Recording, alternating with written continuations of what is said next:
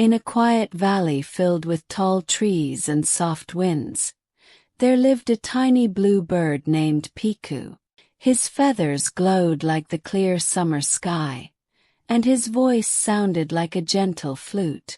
Every creature in the valley adored him because Piku always greeted everyone with kindness.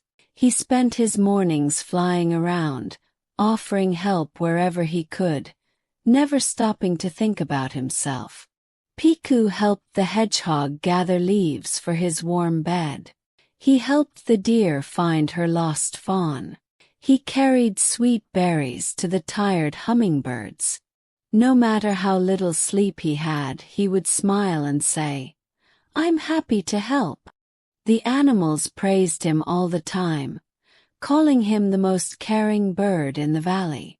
But while everyone received his kindness, no one asked Piku what he needed. One chilly morning, Piku woke up feeling strangely weak. His wings ached and his blue feathers looked dull. His nest was messy and falling apart because he had not fixed it in months.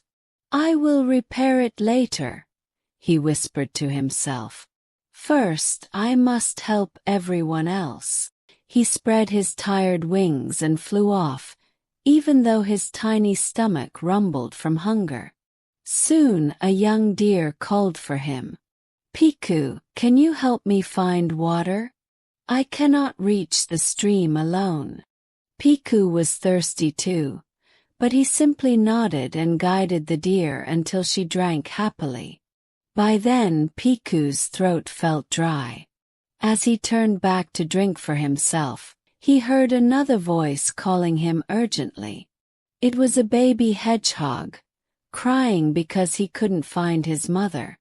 Piku wanted to rest, but instead he searched through bushes and trees until he found the mother hedgehog at last. Hours passed, and Piku still had not rested or eaten.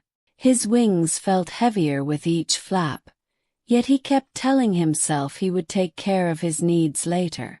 Day after day the same thing happened. Someone needed help.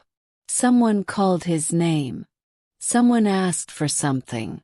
And Piku, with his gentle heart, kept helping without stopping. His feathers became rough, his songs became weak whispers, and his bright energy slowly faded. But still, nobody noticed how tired he was becoming. One frosty morning, Piku tried to get up, but he could not move his wings. His body felt cold and stiff. He had not slept well or eaten enough for days.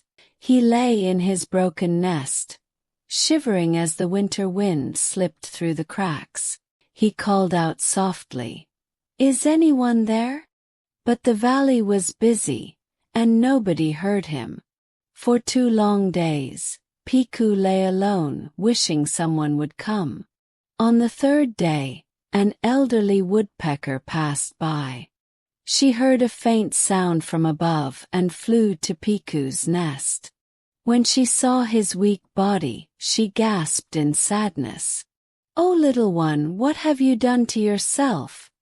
she asked gently as she brought him water. With a trembling voice, Piku explained how he had been helping everyone and forgetting about his own needs. The woodpecker shook her head kindly. "Helping others is beautiful," she said, "but you have forgotten the most important part. You must care for yourself too. You cannot keep flying if your own wings have no strength left." The woodpecker called the other animals, and they felt ashamed when they saw Piku's tired state.